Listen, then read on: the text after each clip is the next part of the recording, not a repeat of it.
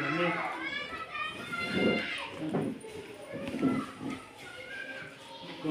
jam pusat kan sudah buka itu.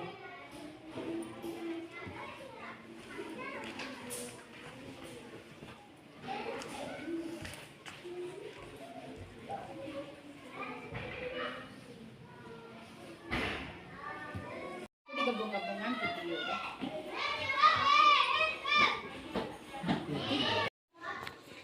Assalamualaikum warahmatullahi wabarakatuh. Waalaikumsalam. Alhamdulillahillazi ahyana ba'dama amatana wa ilaihi nusyur. Yang sama-sama kita hormati Bapak Kepala Sekolah, seterusnya rekan dan guru pada SD tercinta SD 18 kita ini. Puji dan syukur tak inti-intinya kita persembahkan kepada Allah Subhanahu wa taala yang mana sampai saat ini kita masih diberi rahmat yang berlimpah sehingganya kita dapat melaksanakan rutinitas kita. Salawat dan salam tak lupa kita kirimkan kepada baginda Rasulullah yang sudah membentuk akhlak kita semuanya, dari akhlak yang kurang mulia menjadi akhlak yang sangat mulia. Bapak Ibu yang kami muliakan, pada kesempatan ini rekan kita CGP dari SD 18 akan memaparkan kepada kita semuanya tentang bagaimana berbudaya positif. Dari itu kepada kita semuanya nantinya dapat pencerahan bersama mengenai tema yang dimaksud tersebut. Nah, sebelum acara dimulai, marilah kita minta kepada Bapak Kepala Sekolah untuk membuka acara kita ini yang bertemakan budaya positif. Kepada Bapak Kepala Sekolah, tempat dan waktu dipersilakan. Assalamualaikum warahmatullahi wabarakatuh. Waalaikumsalam warahmatullahi wabarakatuh. Wassalatu wassalamu ala asyrofil anbiya'i wal mursalin wa ala alihi wa sahbihi wasallam. Pertama dan utama sekali, mari kita bersyukur kepada Allah Subhanahu wa taala karena atas berkat rahmat dan karunia Allah kita telah dapat melaksanakan suatu kegiatan. Salah satu kegiatan yang akan kita laksanakan yaitu salah satu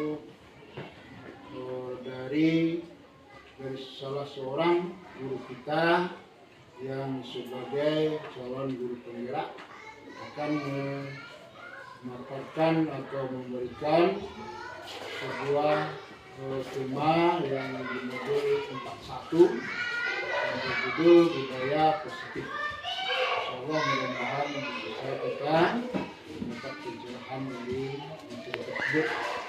Kemudian selawat beserta salam mari kita peruntukkan untuk junjungan kita Nabi Allah Muhammad SAW, dimana jika kita selalu bersolawat mudah-mudahan bisa kita mendapatkan syafaat dari beliau di atas ini. Yang kita hormati Bapak dan Ibu Majelis Guru SD 18 Talangbodungo, seterusnya yang beristimewa yaitu dari salah seorang guru kita sebagai calon guru penggerak angkatan 11. Terusnya untuk kegiatan ini sebagaimana yang disampaikan oleh moderator tadi, beberapa menit atau beberapa menit ke depan kita akan melaksanakan suatu kegiatan dari calon guru penggerak dari Ibu Asmi untuk menyampaikan materi yang berjudul budaya positif. Untuk itu sebagai kemana untuk kelanjutannya, mari kita buka acara ini dengan membacakan Bismillahirrahmanirrahim. Bismillahirrahmanirrahim. Secara resmi kita buka dan mohon maaf atas segala kekurangan. Terima kasih atas kesempatan yang disampaikan dan diberikan. Terlebih kurang. Assalamualaikum warahmatullahi wabarakatuh. Waalaikumsalam. Alhamdulillahirabbil alamin wassalatu wassalamu ala asrofil anbiya'i wal mursalin wa ala alihi wa sahbihi rasulillah amma ba'du. Pada pagi hari ini marilah kita bersyukur kehadirat Allah Subhanahu wa taala yang telah memberikan kita nikmat kesempatan sehingga kita bisa beraktivitas pada pagi hari ini. Selawat beriringan salam, marilah sama-sama kita sampaikan kepada junjungan kita yakni Nabi besar Muhammad sallallahu alaihi wasallam. Allahumma sholli ala Muhammad wa ala ali sayyidina Muhammad. Yang sama-sama kita hormati Bapak Kepala SDN 18 tahun Bogor beserta Bapak Ibu Majelis Guru pada pagi hari ini. Pada pagi hari ini saya sebagai CGP Angkatan 11 Kabupaten Solo akan menampilkan budaya positif.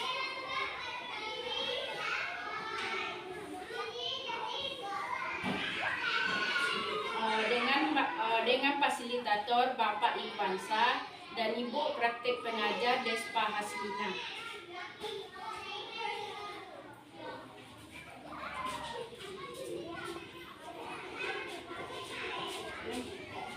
Restitusi sebagai perwujudan budaya positif di SDN 18 Palang Babungu.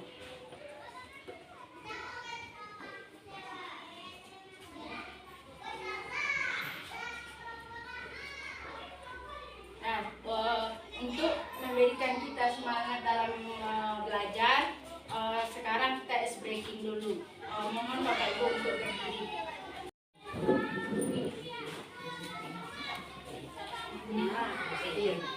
Kalau saya menyebut melatih, tangan di dada, menari tangan dibuka, di atas tangan di atas kepala, menara tangan begini.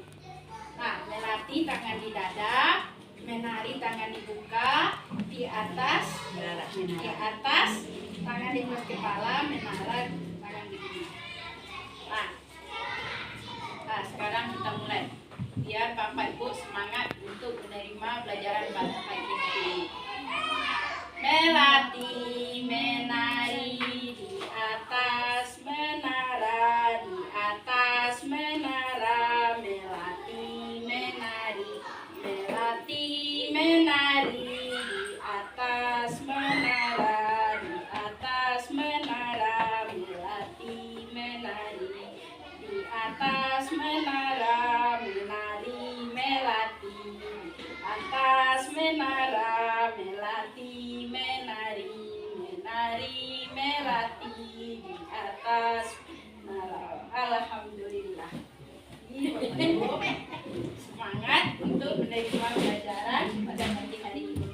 Sekarang kita masuk ke dalam kesepakatan kelas.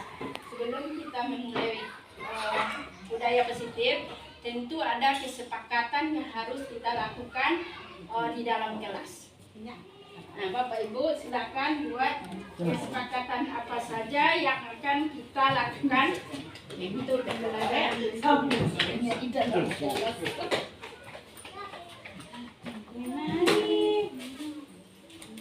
Melatih, menari di atas menara.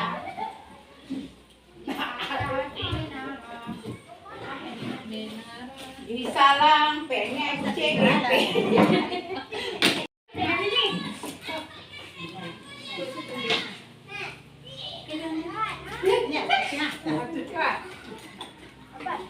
Apa kesepakatan kelas? kami tiru.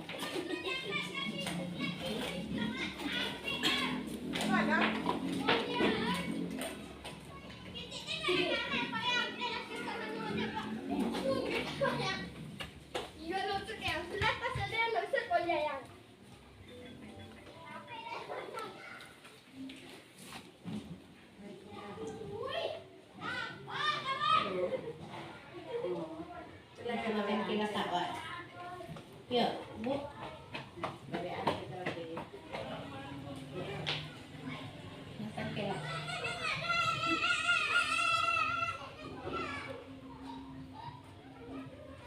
Kalau udah aduh nah, terus lipat pasti ada apa?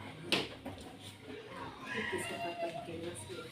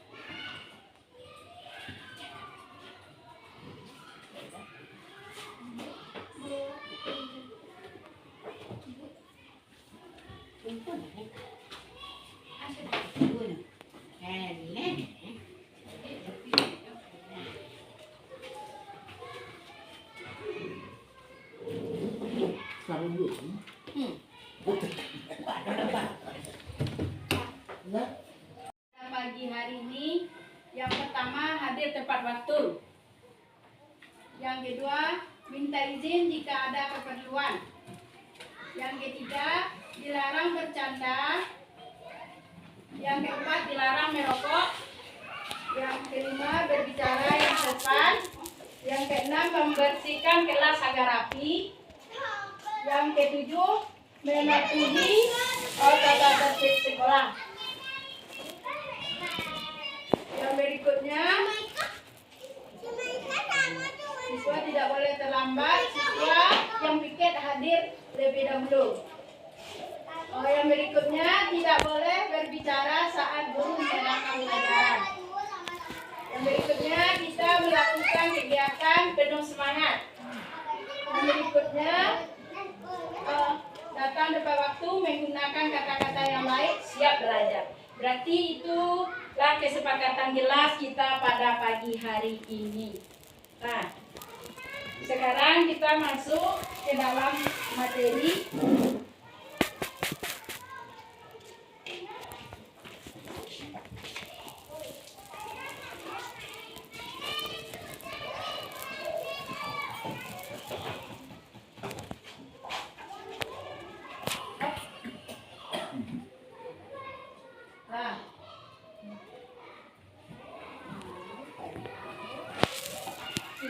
Ya, tolong cik jalani yang jelas.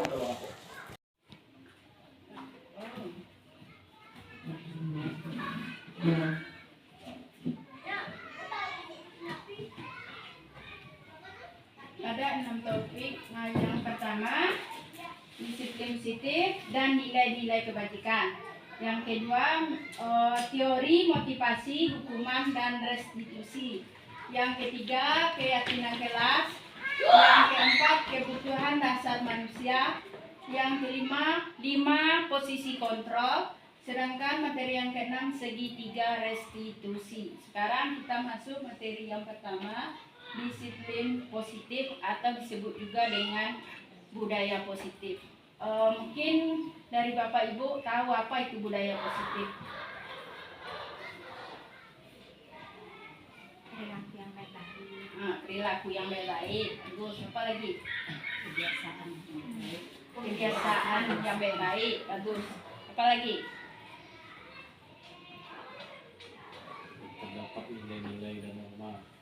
Yang terdapat nilai-nilai dan norma-norma itu termasuk dari bagian budaya positif yang akan kita terapkan di sekolah kita. Berdasarkan yang telah disampaikan Bapak Ibu tadi, jadi budaya positif merupakan perwujudan dari nilai-nilai atau keyakinan universal yang diterapkan di sekolah. Budaya positif diawali dengan perubahan paradigma tentang teori kontrol. Selama ini barangkali kita sebagai guru merasa berkewajiban mengontrol perilaku siswa agar memiliki perilaku sesuai yang guru harapkan. Jadi selama itu awak mengontrol murid supaya perilaku murid itu sesuai dengan apa awak inginkan. Nilai-nilai kebajikan.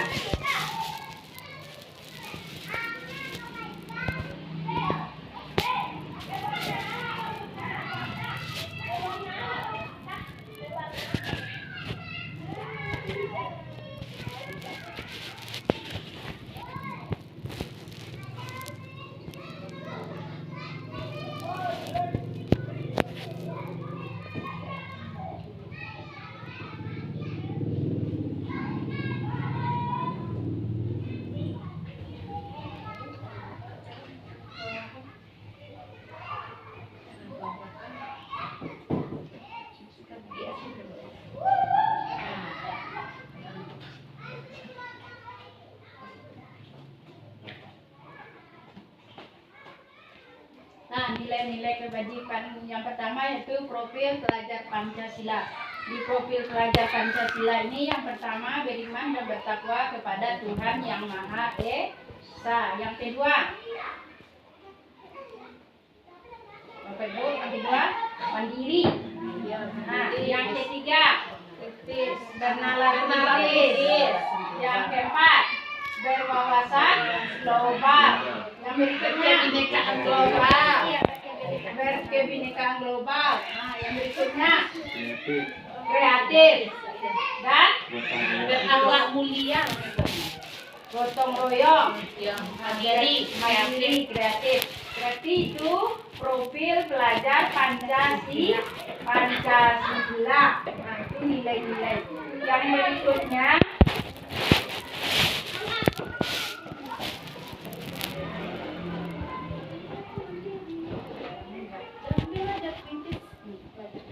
berarti ini ada nyanyi dah.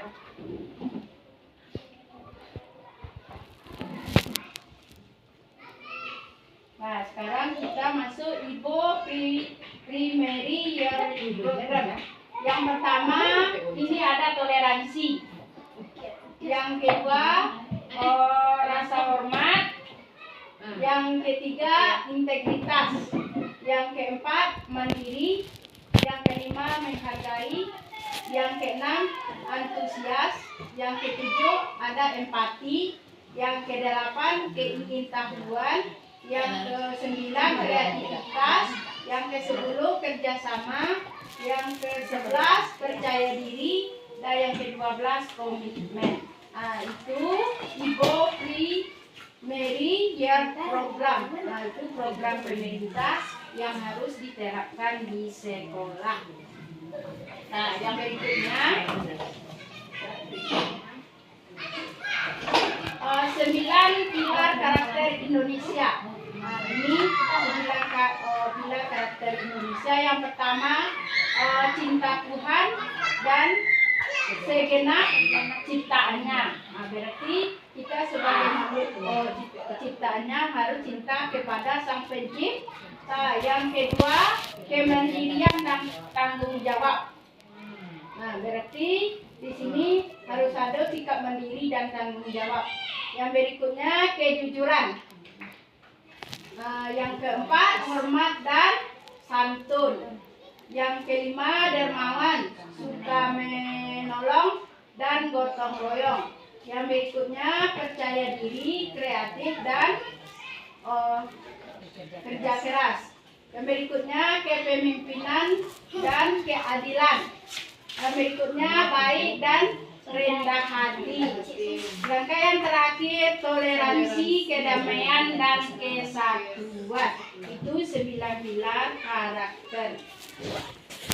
Yang berikutnya kita masuk materi petunjuk seumur hidup dan keterampilan hidup. Nah, yang pertama keterampilan hidup dapat dipercaya. Berarti dalam hidup kita harus dapat dipercaya oleh orang lain. Yang kedua lurus hati. Nah, lurus hati kita tidak boleh iri dan dengki. Nah, yang berikutnya pendengar yang aktif. Nah, seandainya ketika guru menyampaikan materi, kita harus jadi pendengar yang aktif, bukan pendengar yang pasif. Pendengar yang aktif ini apabila ditanya kita bisa menjawab. Yang berikutnya tidak merendahkan orang lain. Nah, ini yang lebih penting. Kita harus saling harga menghargai supaya terjadi keseimbangan dalam hidup kita. Yang berikutnya memberikan yang terbaik dari diri. Jadi kita menampilkan sesuatu apa yang beradu dari diri awak harus awak kenali semaksimal mungkin. Sedangkan yang termasuk petunjuk hidup adalah yang pertama peduli. Nah, bagaimanapun keadaan teman, keadaan murid, keadaan lingkungan kita harus peduli. Nah, yang kedua peraturan, berarti itu harus menaati peraturan. Yang ketiga bekerja sama. Itu tidak salah penting dalam sebuah instansi atau dalam sebuah kelompok. Bekerja sama itu tidak bisa tinggal kalau sendiri di dalam sebuah instansi program itu tidak akan bisa berjalan, tidak bisa mengerjakan seseorang. Berarti di situ harus ada kerjasama. Nah kan yang berikutnya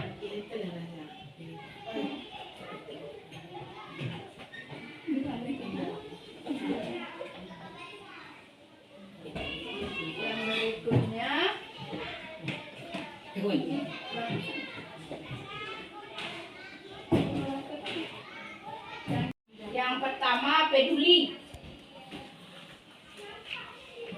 yang kedua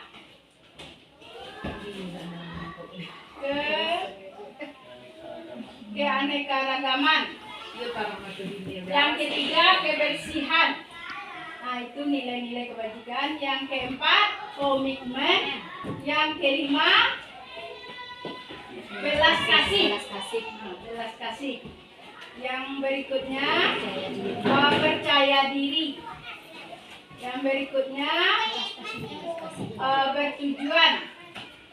Yang pertama kan peduli. Yang berikutnya tenggang rasa. Nah.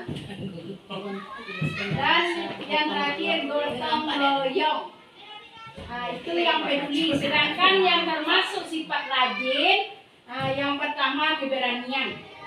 Itu yang termasuk sifat rajin. Ada keberanian. Yang kedua ada kerukunan. Nah, sudah berani. Berarti kalau di sekolah harus ada rukun sesama guru, dengan kalau di dalam kelas bersama siswa. Yang berikutnya kreatif. Nah, seorang guru zaman abad 21 harus kreatif. Mungkin antaralah awak maja ceramah doa ini bisa awak padu-padankan materi awak dengan menggunakan media yang bervariasi. Yang berikutnya semangat. Ini yang tidak kalah pentingnya. Seperti apapun kondisi kita, ketika kita mengajar itu, ketika kita menyampaikan sesuatu harus semangat. Jadi menjadi guru semangat, siswa jadi juga semangat. Yang berikutnya kejujuran. Rajin dulu, kejujuran termasuk ke dalam bagian rajin. Yang berikutnya dermawan dan harga diri. Dan yang terakhir rendah hati. Nah, itu yang termasuk ke dalam nilai-nilai kebajikan rajin. Sedangkan yang termasuk ke dalam nilai integritas.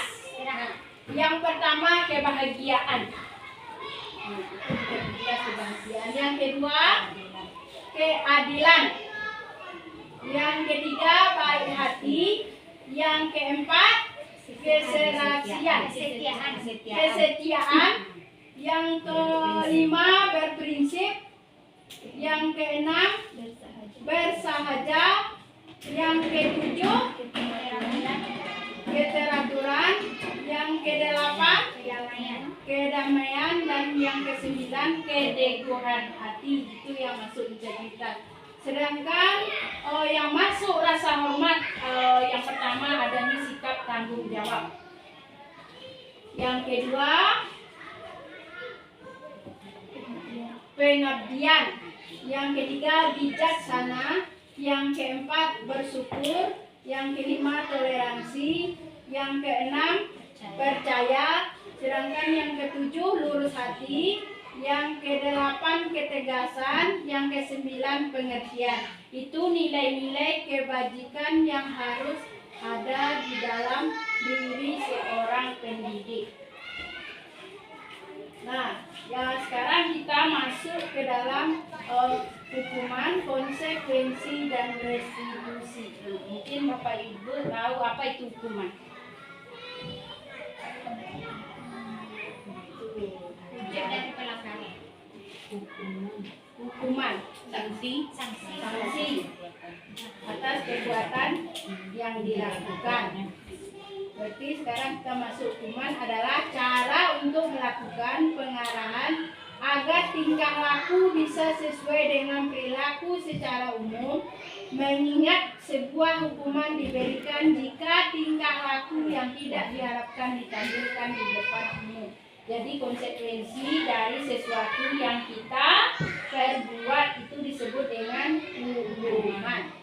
Maka yang berikutnya konsekuensi. Konsekuensi merupakan akibat dari melakukan tindakan yang tidak sesuai dengan ketentuan di masyarakat dan sebuah lingkungan maupun peraturan. Berarti konsekuensi itu apabila menerima hukuman itu ada konsekuensi yang harus kita jalani. Yang ketiga restitusi. Restitusi akan memberikan kepada orang yang melakukan pelanggaran untuk menyelesaikan masalah. Jadi restitusi ini adalah penyelesaian masalah yang dilakukan seseorang. Dia bisa menyelesaikan masalahnya sendiri. Dia yang membuat masalah, terus dia yang menyelesaikan sendiri dengan restitusi.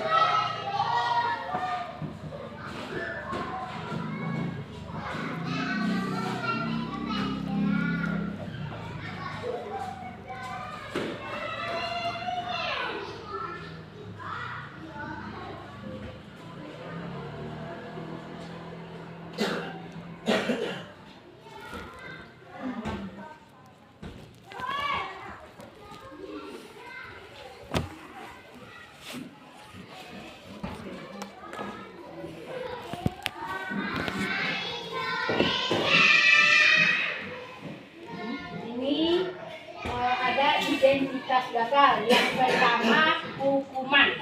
Hukuman termasuk salah satu identitas yang gagal. Di sini hukuman ini sesuatu yang menyakitkan harus terjadi. Itu termasuk hukuman. Yang kedua, tidak nyaman untuk murid atau anak untuk jangka waktu yang panjang. Itu termasuk hukuman. Yang ketiga, korban mendapatkan keadilan. Berarti itu termasuk ke dalam hukuman.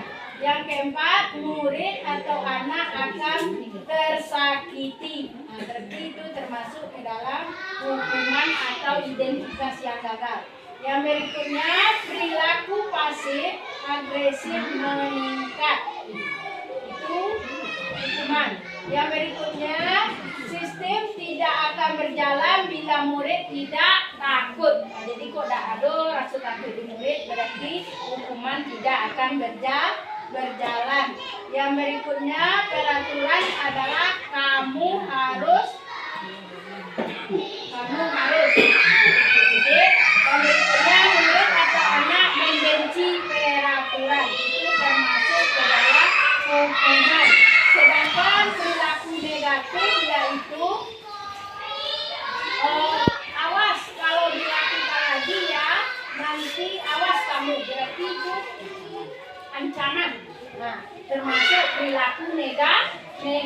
negatif yang tidak boleh kita lakukan. Yang berikutnya mode paksaan. Nah, jadi mode paksaan awak dah boleh memaksakan belajar kepada anak. Nah, jadi makanya kita ketika belajar mengajarkan materi itu dengan metode yang bervariasi agar anak tidak merasa terpaksa. Yang berikutnya mendorong atau menyalahkan diri. Sedangkan yang berikutnya konsep diri buruk. Nah, itu yang termasuk ke dalam hukuman.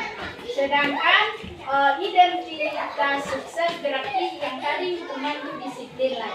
Nah, disiplin itu ada dua. Yang pertama konsekuensi. Ya, konsekuensi. Konsekuensinya sesuatu harus terjadi. Restitusi merupakan pilihan. Jadi konsekuensi dari hukuman yang tadi itu sesuatu harus terjadi, sedangkan restitusi merupakan pilihan. Jadi dari hukuman, konsekuensi, restitusilah pilihan untuk menyelesaikan masalah. Yang berikutnya yang termasuk konsekuensi tidak nyaman untuk murid atau anak untuk jangka waktu yang pendek. Nah, sedangkan restitusinya menguatkan untuk murid anak dalam jangka waktu yang panjang. Kalau konsekuensinya tadi jangka waktu yang pendek, sedangkan penyelesaian masalahnya atau restitusinya jangka waktu yang panjang. Yang berikutnya yang termasuk konsekuensi korban bisa diabaikan, sedangkan restitusi korban mendapatkan ganti. Yang berikutnya murid atau anak dibuat tidak nyaman. Nah, itu konsekuensi. Sedangkan restitusinya murid atau anak mendapatkan penguatan dari masalah yang mereka lakukan. Yang berikutnya penguatan hanya bertahan dalam jangka waktu pendek. Nah, jadi contoh penguatan konsekuensinya contoh bertahan dalam waktu seminggu. Nah, sudah itu kita bilang lo masalah ya. Jadi kalau di restitusi masalah terpecahkan. Jadi kalau awak menyelesaikan masalah dengan restitusi tidak akan terulang lagi. Nah, yang berikutnya membantu penerapan mengikuti peraturan dalam masyarakat. Sedangkan restitusinya fokus pada pemecahan masalah dalam jangka waktu yang panjang. Yang berikutnya, apa peraturannya? Mampukah kamu melakukannya? Terima kasih. Apa yang kamu yakini? Apa yang kamu bisa kamu lakukan untuk memperbaiki masalah? Itu restitusi. Apapun awak kamu anak atau itu apa yang kamu yakini? Berarti sesuai dengan keyakinan kelas atau kesepakatan kelas yang telah ditetapkan. Dan berikutnya, apa yang bisa kamu lakukan? Jadi setelah memiliki masalah, aku bisa melakukan di anakku untuk pemecahan masalah tadi. Nah, yang berikutnya untuk memperbaiki masalah ini. Sedangkan konsekuensinya murid atau anak menghormati peraturan. Konsekuensi dari sebuah peraturan itu anak harus taat peraturannya. Nah, sedangkan restitusinya murid atau anak menghormati dirinya dan orang lain. Kalau awak selesaikan dengan restitusi, tidak ada konsekuensi maka anak akan merasa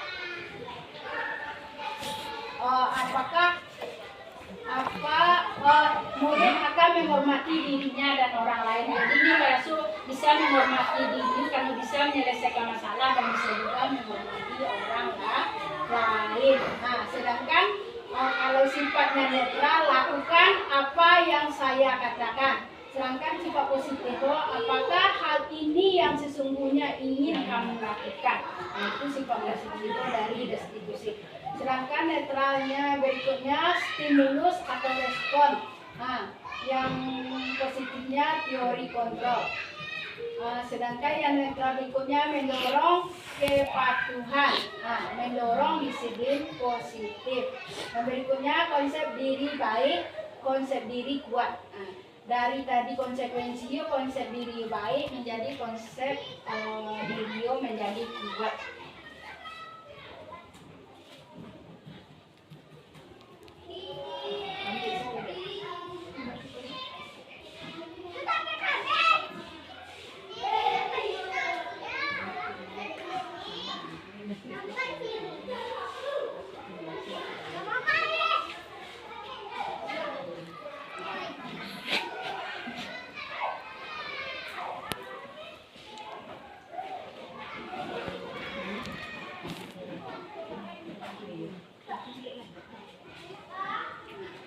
Nah, di sini kita akan lihat apakah dia termasuk hukuman atau konsekuensi. Nah, yang pertama.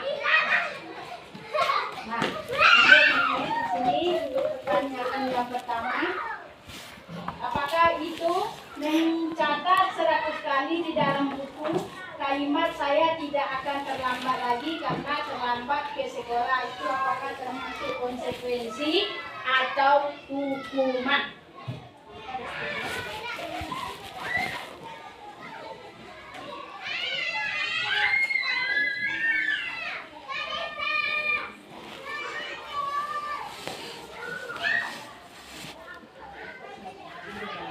Itu yang nomor 1. Yang nomor 2-nya lari mengelilingi lapangan basket 2 kali karena terlambat hadir di sekolah. Apa termasuk hukuman atau konsekuensi atau restitusi?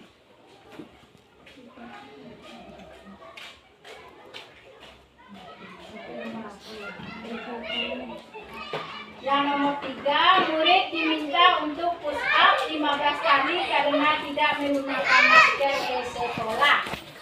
Nah, pertanyaan yang keempat, menggantikan kertas tugas teman yang telah dicoret-coret. Memberi tugas di kawan tuh coret-coret. Air di meja tulis karena tersenggol pada saat belajar. Maka pertanyaan berikut, murid disuruh untuk tidak mengenakan sepatu seharian di sekolah karena tidak mengenakan sepatu hitam. Yang berikutnya, lari mengelilingi lapangan basket 2 kali karena terlambat 10 menit untuk pelajaran PJOK. Nah, sampai murid tua sudah lari 2 keliling lapangan. Apa?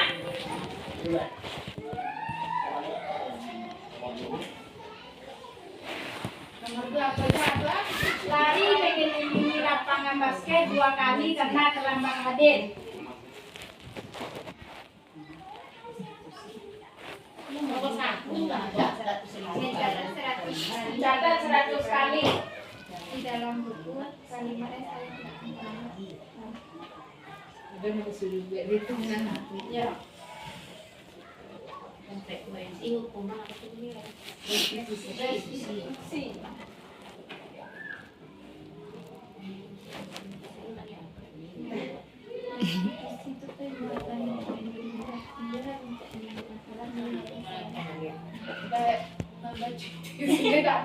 Nomor 3, murid diminta untuk push up 15 kali karena tidak menggunakan masker ke sekolah.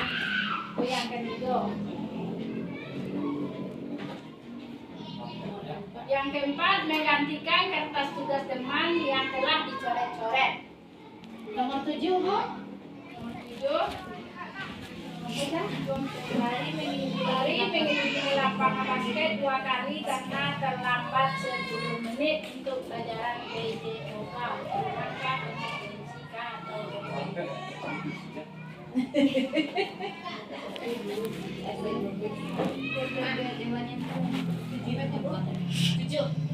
Iya 7 tadi. Karena apa dah? Karena murid disuruh untuk tidak mengenakan sepatu seharian di sekolah karena tidak mengenakan sepatu hitam. Tadinya pakai sepatu hitam, lo tidak boleh pakai sepatu.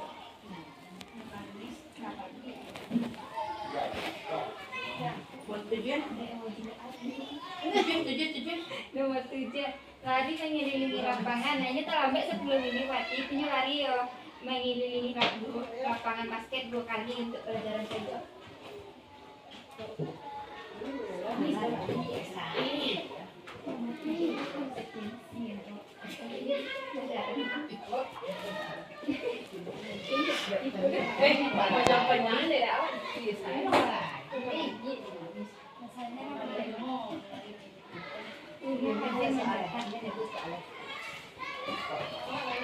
Siapa?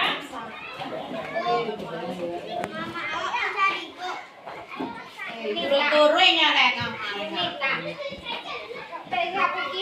Masa minta izin nanti si Alia punya orang tuanya mereka buki aku kapal bau ini bu. Iya. Warna ini? Hah? Pulang bisa. Lain lah saya bu. Kalau saya bisa. Lain. Ambilin aja dulu. Ya. Nah, mari sama-sama kita lihat hasil dari yang pertama, mencatat 100 kali di dalam buku kalimat saya tidak akan terlambat lagi.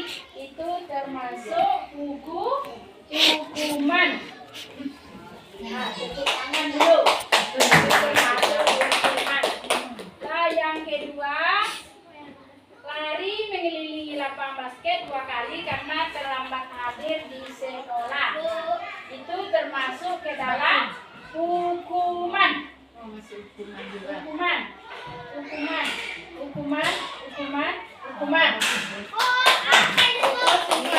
boleh boleh ya.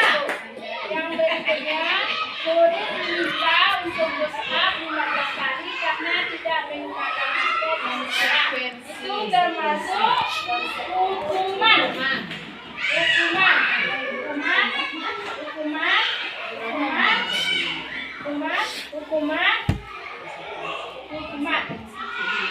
Nah, yang berikutnya menggantikan kertas tugas teman yang telah dicoret-coret, berarti itu konsekuensi.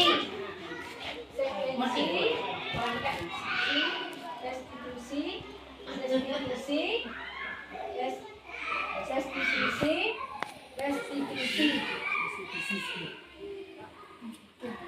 Nah, yang berikutnya, murid disuruh untuk tidak menggunakan sepatu seharian di sekolah karena tidak menggunakan sepatu hitam.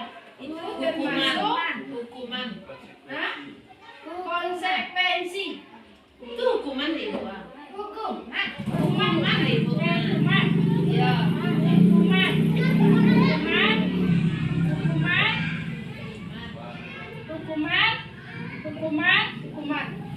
Ini betul semua. Bentar, Bapak Ibu. Yang berikutnya, lari mengelilingi lapangan basket 2 kali karena terlambat 10 menit untuk pelajaran PJMK termasuk konsekuensi. Nah, hukuman, konsekuensi, hukuman. Nah, berarti konsekuensi. Nah, berarti masih ada Bapak Ibu yang betul semua. Nah, berarti Bapak Ibu telah paham tentang tindakan guru apabila siswanya ada yang melanggar. Kita bisa menentukan mana hukuman, mana konsekuensi, dan mana yang restitusi. Boleh diterapkan di kelas lah atau Boleh. bentuk-bentuk itu? Boleh tidak melanggar wala? Hukuman wah. Apakah boleh ikut dilaksanakan dan sebenarnya ya di kelas awak? Itu kok dicari pelajaran berikut. Pinyo ada restitusi segitiga. Enggak, yang itu kan bentuk itu kan tindakan awak terhadap awak siswa tadi siswa awak. Ikut dalam pembelajaran awak misalnya yuk Madinah tadi sampai apakah yuk budaya dilaksanakan ikut soalnya kan? Kalau hukuman tidak boleh dilaksanakan. Yang boleh restitusi segitiga. Berarti catatannya di bawah kan? Nah, berarti kalau hukuman kau tidak boleh kamu wasuwe kelambe. Iya, itu kajian anak tadi. Wasuwe nyepuskan itu tidak boleh diterapkan gini. Di abad 21 yang seperti kau tidak boleh diterapkan. Jadi itu berarti hukuman orang tidak boleh diterapkan ya. Tapi apa tindakan guru awak isi aja melaksanakan itu. Tapi yang kenyataannya adalah boleh. Kenyataan sebenarnya ada boleh. Tapi kan awak sebagai seorang guru awak harus tahu assalamualaikum masalah restitusi segitiga dalam penyelesaian masalah itu kan masih awak lakukan. Mungkin tidak guru lain sih, mungkin diri awak pribadi sebagai guru mungkin dia masih menerapkan itu anak. Jadi gantinya kan dia. nah yang berikutnya sekarang kita masuk Coret kelas. Iya. Keyakinan kelas, keyakinan yaitu nilai-nilai kebajikan universal. Latar belakang suku disepakati secara tersirat dan tersurat lepas dari latar belakang suku, negara, bahasa maupun agama. Yang berikutnya adalah nilai tak paling kata yang kerja. Kok tak hidup baik kalau ada kok.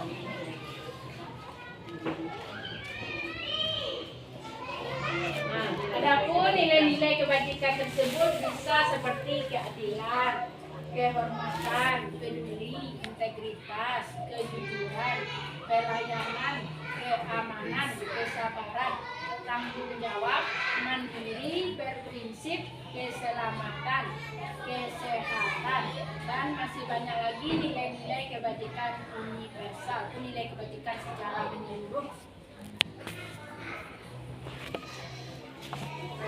Sekarang kita masuk ke dalam peraturan.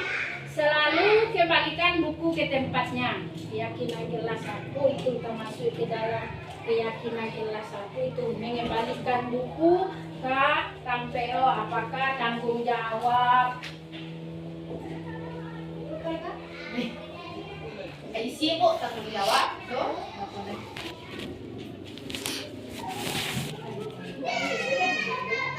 Iya. Nomor 1 bisa. Selalu kembalikan buku ke tempatnya. Iya. Dilarang mengganggu orang lain. Tanggung jawab apa bu? Enggak tanggung jawab kita.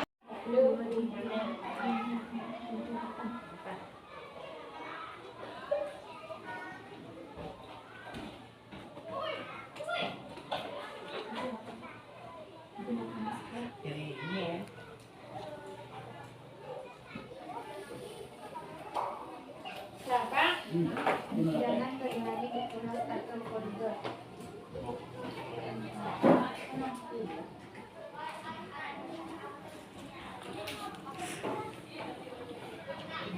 Kamu Renita? Apa? Bel.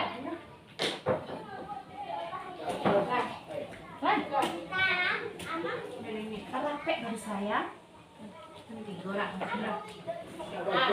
Sekarang mari kita lihat tadi peraturan selalu kembalikan buku ke tempatnya. Keyakinan kelas apa? Nah, berarti itu tanggung jawab. Jadi apabila balik buku Pak siswa hanya mengembalikan dengan berarti itu termasuk sikap tanggung jawab siswa. Yang kedua, dilarang mengganggu orang lain. Dilarang mengganggu orang lain itu untuk menghormati orang lain. Di dalam kelas menghormati orang lain. Di dalam kelas menghormati orang lain. Menghormati orang lain. Nah, yang berikut hadir di sekolah 15 menit sebelum pembelajaran dimulai. Menghormati orang lain dan berkomitmen. Komitmen. Disiplin. Nah, berarti yang berikutnya dilarang melakukan kekerasan. Nah, itu untuk keselamatan dan menghormati orang lain. Menghormati orang lain, keselamatan.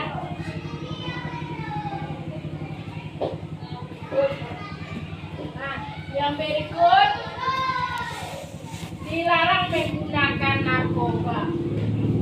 Sampai peraturan dilarang menggunakan narkoba. Berarti kalau keyakinan kelas untuk kesehatan.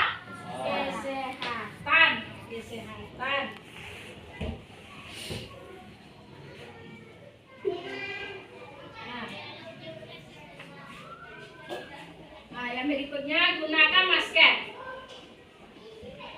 bergantian atau menunggu giliran. Yang itu termasuk keyakinan menghormati orang lain dan bersabar. Nah, jadi awak nyusure kalau awak antri itu kan you butuh kesabaran. Kalau tidak sabar awak menyelonong se. Awak nanti terakhir bisa mendahului kawan. Akhirnya terjadilah pertengkaran. Nah, yang berikutnya menggunakan masker. Masker gua awak gunakan untuk kesehatan dan keselamatan. Terutama awak yang berpergian jauh harus menggunakan masker dan helm. Nah, yang berikutnya jangan berlari di kelas atau koridor. Nah, itu untuk keselamatan dan keamanan. Cuci tangan untuk nah, telah bisa mengubah peraturan kelas menjadi keyakinan kelas. Kok dulu awak membuat peraturan kelas dah. Nah, kalau ini keyakinan kelas. Nah, peraturan kelas ya. Kalau di peraturan itu pasti ada hukuman, ada sanksi. Jadi ini yang terlihat keyakinan kelas. Nah, materi berikutnya. Nah, kebutuhan dasar sekarang kita masuk materi definisinya itu tentang kebutuhan dasar manusia. Kebutuhan dasar manusia ada 5. Yang pertama bertahan hidup, kebebasan, kesenangan, penguasaan, kasih sayang, dan rasa diterima. Apa itu yang bertahan hidup? Nah, berikutnya dia.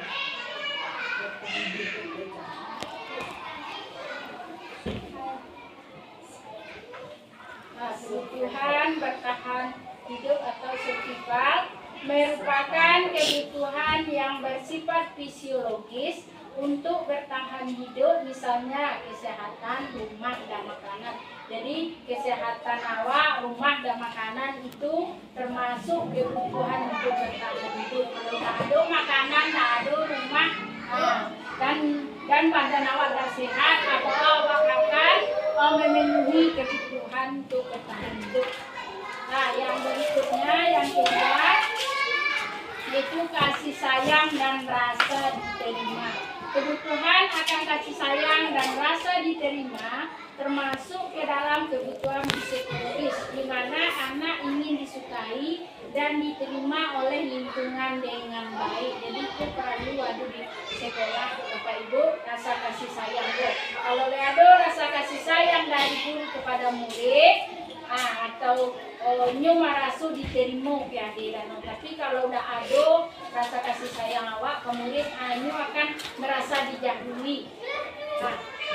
Nah, yang ketiga yaitu penguasaan atau power, merupakan kebutuhan pengakuan atas kemampuan yang berhubungan dengan kekuatan untuk mencapai sesuatu, menjadi kompeten, menjadi terampil, diakui atas prestasi dan keterampilan yang dimiliki, dapat membuat pencapaian, dihormati, didengarkan, meninggalkan pengaruh, dan memiliki rasa harga diri. Jadi siswa itu contoh Pak Subuh maju ke Mungko setelah mengerjakan latihan, bagus anak meskipun jawaban hanya duit salah, awak harus maju semangat kayaknya supaya isu-isu ambil tampil salah dan masih bisa juga sudah tampil ibu pergi. Jadi ini merasa percaya diri karena disuruh tampil. Nah, yang keempat,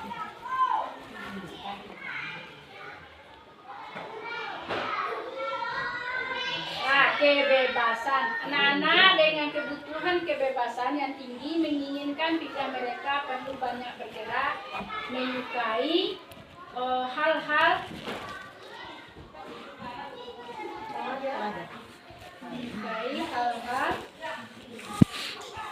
yang baru dan menarik. Jadi anak-anak ini piyu kerajo kalau di sekolah tidak ada istilahnya udah berlari, udah segala sesuatu. Ketika keluar main, nyu berlari di teras, berlari di itu. Itu berarti nyu ingin kebebasan. Mungkin di sekolah nyu bisa tapi awak dilarang, jangan lari biar kita jatuh. Awak dari sosial menjadi anak lari-lari. Padahal nyu butuh kebebasan untuk mengekspresikan apa yang ada di pikiran tersebut. Nah, yang berikutnya kesenangan. Jadi Serana juga membutuhkan kesenangan, kebutuhan untuk mencari kesenangan bermain dan tertawa, di mana anak biasanya ingin menikmati apa yang mereka lakukan. Kadang awak sebagai guru galak-galak anak, awak hijau, nego saya beraja, galak-galak saya. Padahal itulah kesenangan sambil belajar bisa juga galak, bisa juga mota. Tapi awak kan sebagai guru, nego saya sambil belajar, tenang. Berarti awak akan mengganggu kesenangan mereka. Jadi bisu-bisu, jadi tertekan mereka belajar. Jadi kalau epoh dalam belajar itu adalah sesuatu yang wajar. Karena sambil belajar ini ingin menikmati kesenangan. Nah, yang berikutnya itu tugas. Ikut tugasnya. Dinda seorang anak kelas 3 SD. Begitu tiba di rumah, sepulang dari sekolah, menangis dan mengadu pada ibunya bahwa dia dibenci pada ibu Rani, ibunya. Menurut Anda, kebutuhan apa yang berusaha dipenuhi oleh Dinda jika jawabannya seperti ini? Nah, itu jawabannya. Termasuk aku dulu. Ibu bilang aku tidak boleh bersenandung. Sebabnya mereka harus tenang. Tidak ada suara. Kan enggak seru jadinya. Jadi kebutuhan aku yang diinginkan oleh si Dinda tadi di dalam kelas. Apakah kebebasan, penguasaan, kesenangan, dan kasih sayang? Ya, jadi sudah kuliahnya. Ambil gelas. Nah, jawabannya. Lah, ibu kafe jawabannya. Cinta, kasih sayang. Jawaban itu kesenangan kan? Kesenangan tingkat. Kesenangan. Nah, itu untuk tugas yang pertama. Nah, sekarang masuk tugas yang kedua.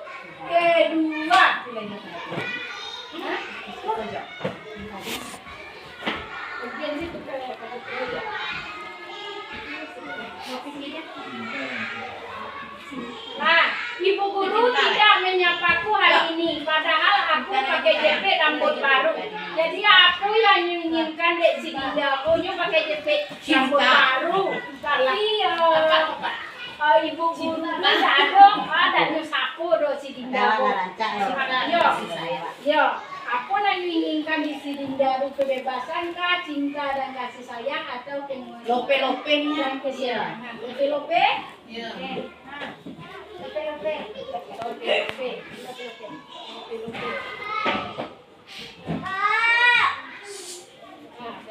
Kebebasan itu mas.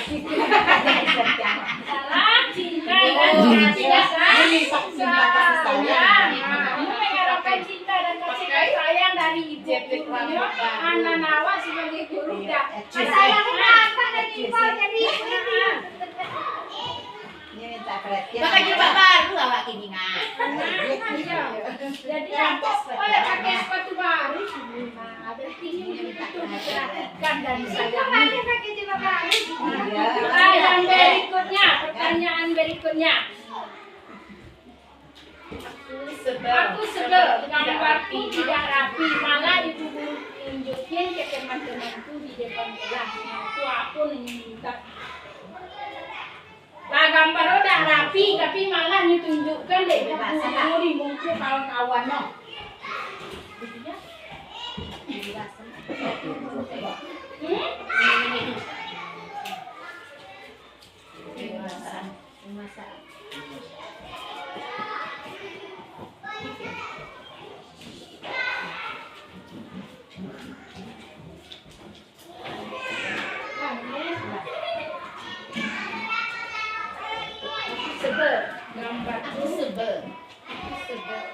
Gambarku tidak rapi.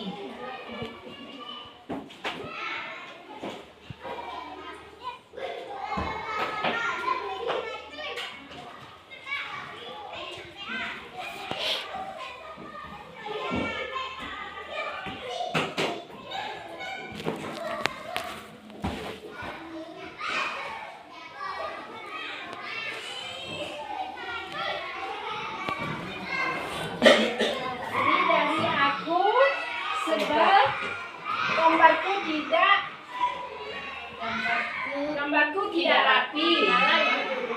Guru nunjukin ke teman-temanku di depan kelas itu termasuk anak kita semuanya menjawab betul. Nah, yang berikutnya, aku bosen masa belajarnya cuma gitu-gitu aja. Dengerin ibu guru aja. Itu kebebasan.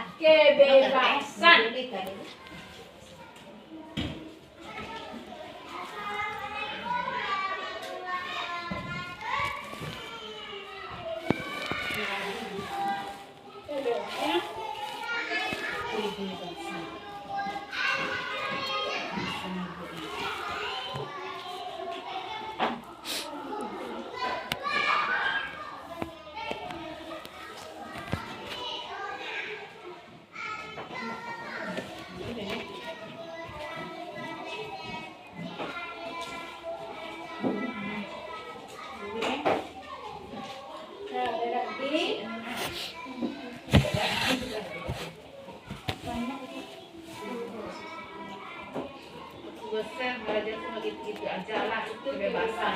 Jadi anak belajar bebas.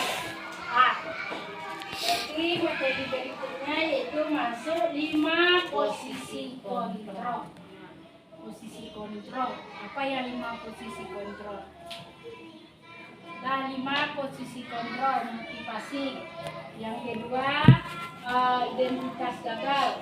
Yang ketiga, identitas berhasil atau sukses. Yang keempat, identitas berhasil atau sukses. Nah, identitas gagal ko adonya 5, nampak tamu penghukum. Ada 2, nampak tamu penghukum. Yang kedua, membuat orang merasa bersalah.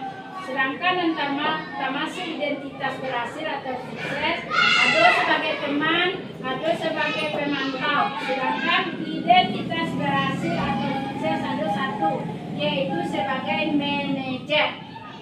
Contoh motivasi nampak tamu, guru berbuat. Nah, kalau penghukum menghardi, menunjuk-nunjuk, menyakiti dan menyindir. Nah, kalau awak menunjuk-nunjuk, ini baru yang salah. Berarti itu awak sebagai guru penghukum. Nah, berarti itu termasuk identitas tadi kita lakukan. Yang kedua, membuat orang merasa bersalah. Berceramah dan mengatakan seharusnya ibu kecewa, harusnya modeko, yang kecewa itu ibu sangat kecewa kawan. Berarti itu termasuk membuat orang merasa bersalah. Nah, itu termasuk identitas dan gagal. Nah, yang kedua, identitas berhasil atau sukses. Nah, ada 2, yang pertama sebagai teman. Ya, sebagai teman kok membuatkan alasan-alasan untuk muridnya. Itu berarti awak anggap murid itu sebagai teman. Yang kedua, sebagai pemantau, menghitung dan mengukur. Nah, hitung dan awak ukur. Itu sebagai pemantau. Sedangkan yang identitas berhasil atau sukses sebagai manajer, mengajukan pertanyaan. Jadi kalau awak sebagai guru, jadilah seorang guru sebagai manajer. Sebelum awak mengampuni seorang murid, awak harus tanya dulu, bahwa kok sampai datang ke lambe, aku sebab awak tanya waktu pertanyaan kepada murid itu, jadi awak memposisikan diri awak sebagai manajer, bukan sebagai penghukum dan pembuat orang merasa bersalah. Nah, yang kedua motivasinya guru berkata. Kalau kamu tidak melakukannya, awas ya, rasakan. Nah, berarti itu kan penghukum, jadi ancam. Nah, yang pembuat orang merasa bersalah, kamu seharusnya, kamu sudah tahu ibu lelah sekali mengatakannya, itu stres. Nah, berarti itu membuat orang merasa bersalah. Nah, sedangkan yang sebagai temannya,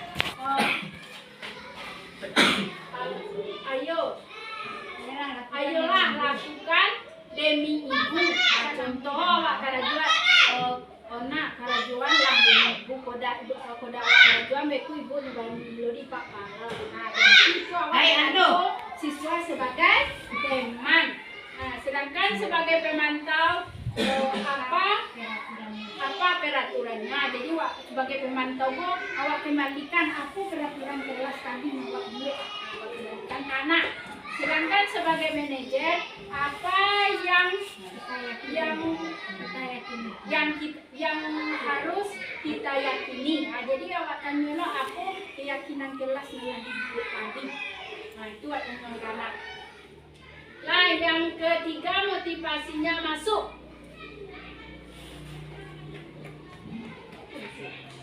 Ya. Nah, memberontak, menyalahkan orang lain, berbohong. Contoh anak datang terlambat, begitu siang ibu tarik nah, kadang begitu.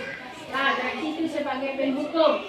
Yang keduanya membuat orang merasa bersalah, menyembunyikan, menyangka dan berbohong. Nah, berarti kok menyangka dan berbohong, berarti termasuk ke dalam dan tidak gagal membuat orang merasa bersalah. Rangkaian berikutnya, yang 5 posisi kontrol sebagai teman, ketergantungan. Nah, jadi Apa awak nah?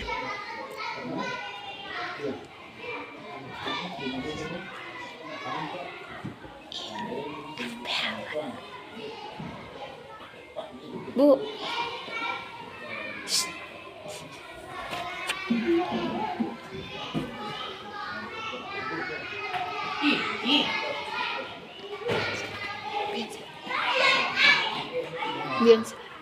Biar salah. Nah, sekarang pernyataan. Sekarang ada tugas lagi, pernyataan siapa yang menyatakan. Nah, seperti saya kecewa sekali dengan kamu. Nah, itu termasuk penghukum juga, teman, manajer atau yang bikin badan ya.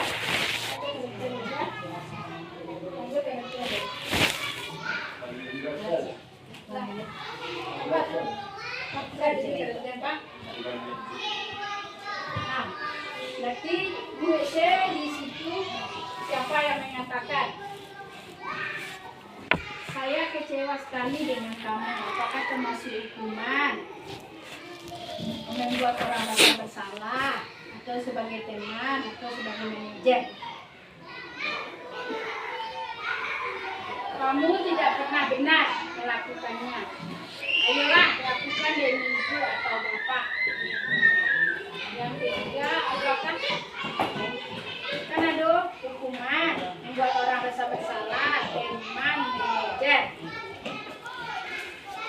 Bagaimana kamu bisa menyelesaikan masalah ini? Kamu selalu yang paling terakhir.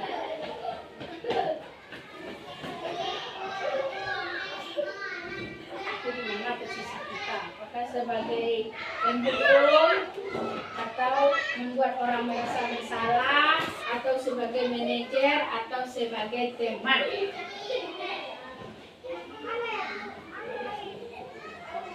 Kamu selalu yang paling terakhir.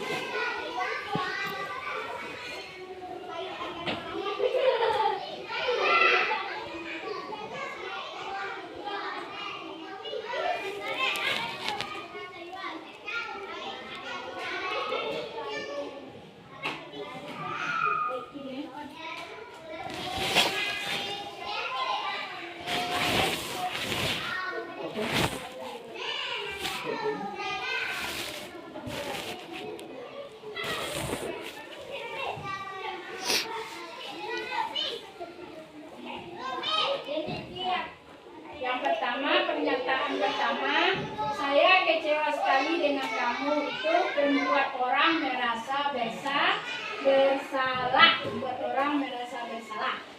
Bagus. Yang kedua, pernyataannya kamu tidak pernah benar melakukannya. Berarti itu termasuk penghukum. Nah, yang ketiga, apakah kamu mau mendapatkan stiker bintang hari ini? Berarti itu kedudukannya sebagai pemberi. Baiklah, lakukan demikian. Berarti yang ketiga teman. Nah, sedangkan yang keempat, apakah kamu mau mendapatkan stiker bintang hari ini? Berarti itu termasuk pemantau.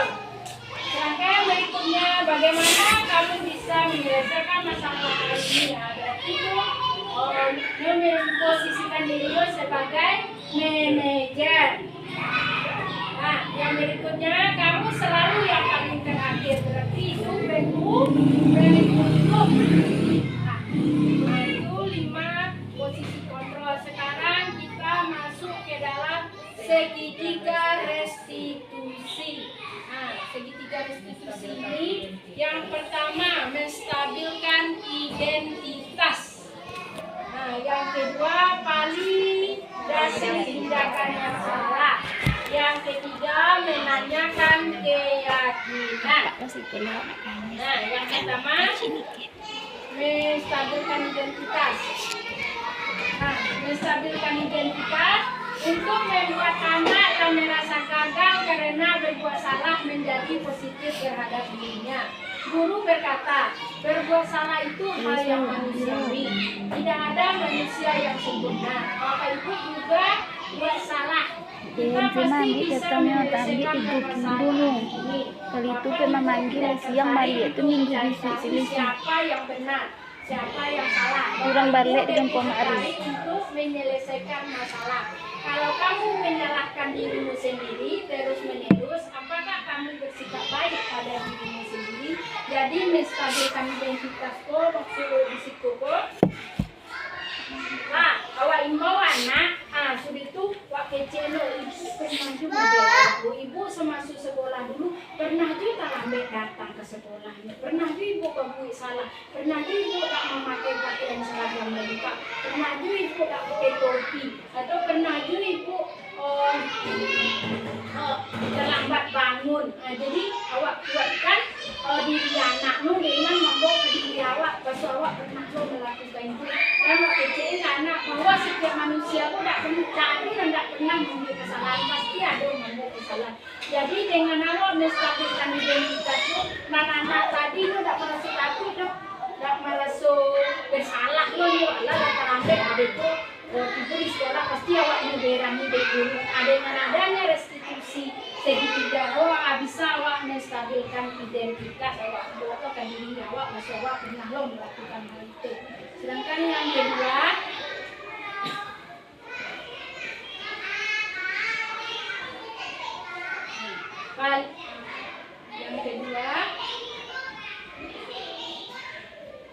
validasi kebutuhan. Membantu murid mengenal basic atau kebutuhan dasar yang ingin dipenuhinya ketika melakukan kesalahan itu. Pada dasarnya setiap tindakan manusia tujuannya adalah memenuhi kebutuhan dasar. Apakah itu penguasaan, kebebasan, kasih sayang, dan rasa diterima, kesenangan ataupun bertahan hidup. Guru berkata, kamu bisa saja kan melakukan hal-hal yang lebih buruk, tapi kamu tidak melakukannya. Kamu pasti punya alasan mengapa melakukannya. Maka yang penting bagi kamu boleh tetap berusaha menjaga sifat itu, tapi tambahkan sifat yang lain, yang baru. Nah, yang berikutnya, maukah kamu belajar cara lain untuk mendapatkan yang kamu butuhkan tanpa harus mengukur? Yang berikutnya, apakah kamu bisa melakukan dengan lebih baik besok lagi? Sudah itu validasi kebutuhan awak tanya anak lo. Contoh kemarin ada anaknya terlambat datang ke sekolah. Jadi setelah datang terlambat, saya mencoba memanggilnya. Nak, kenapa kamu bisa datang terlambat? pada pagi hari ini. Jadi ini jawab dia anak bu, saya tidur larut malam bu, udah lewat jam 10 tidurnya jadi terlambat bangun tidur bu. Emangnya kamu tidur jam berapa? Saya tanya lagi, saya tidur jam 10 bu, mengerjakan PR. Nah, jadi seorang guru tanya, kalau jam 10 bisui supaya awak tidak kalambek datang ke sekolah, aku tindakan dan harus awak lakukan. Anu jawablah dia anak, awak lalu lebih awal bu, atau awak itu alarm bu supaya bisui pagi awak bisa bangun. Itu kecil anak bu itu yang melanggar karena terlambat datang ke sekolah. Yang kedua kemarin kasusnya anak tidak memakai pakaian seragam lengkap, yaitu tidak pakai sepatu. Nah, jadi ditanya, kenapa kamu tidak pakai sepatu? Tahukah kamu keyakinan kelas kita? Tahu bu, keyakinan kelas awak harus pakai pakaian seragam bu. Nah, ini hanya tidak pakai sepatu, pakai sendal. Nah, tahu kamu peraturan yang dilanggar? Tahu bu, saya tidak memakai pakaian seragam lengkap, yaitu sepatu.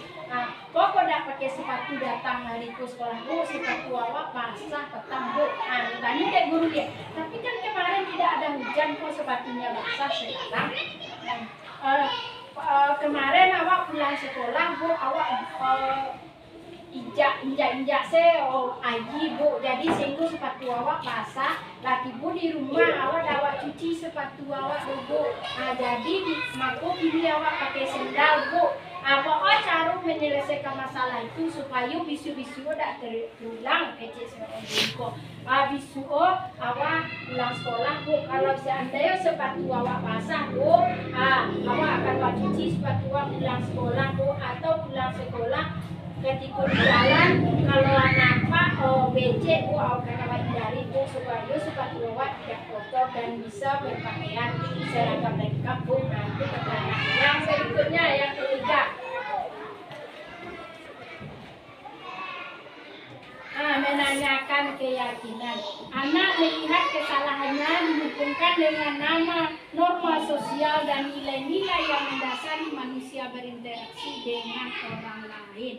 Nah, guru berkata, apa nilai yang kita percaya di kelas sekolah kita? Awak tanya beli keyakinan awak bu, semua anak bu keyakinan awak apa?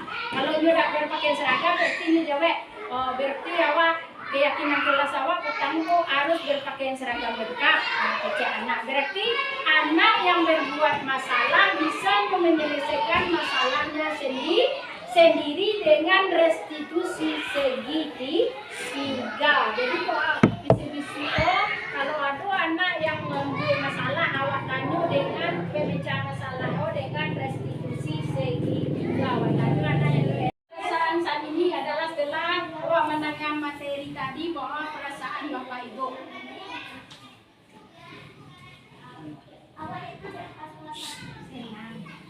Senang. Halo Bu. Bertambah wawasan. Halo Bu. Senang, bertambah wawasan.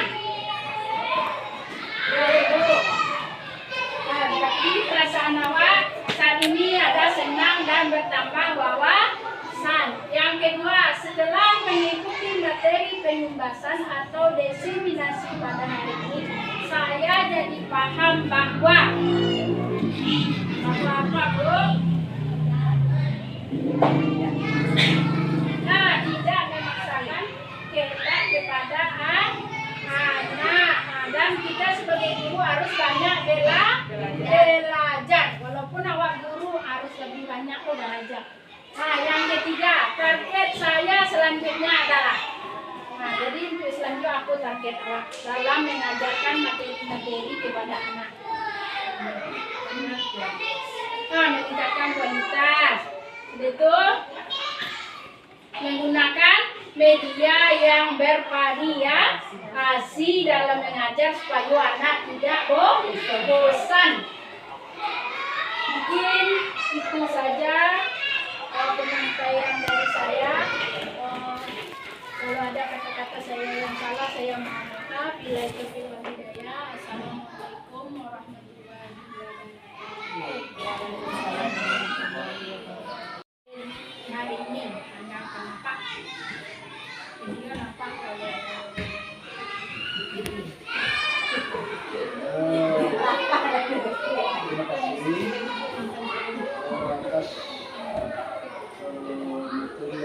disampaikan oleh kita bahwa hari ini kita telah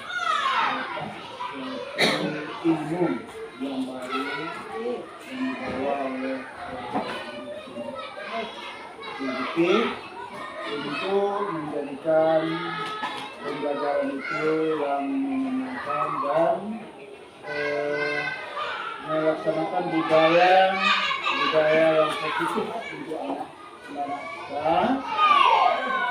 Mudah-mudahan apa yang beliau sampaikan atau ini bisa bermanfaat untuk kita bersama.